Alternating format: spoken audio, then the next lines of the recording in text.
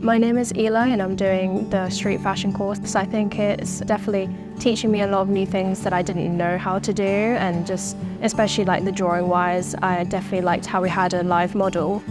Most people start off with drawing quite stiff, so with a live model it allows you to have a freer overlook of how the body moves. I'd say I'm quite familiar with everything because I've been trying to learn everything to create a portfolio, but it was nice to do it in an environment where it is frequently done. I don't have too much previous experience because I don't do like any of this at school, but I try to do a lot of these things at home by myself and just watching and like reading about it and then trying to recreate.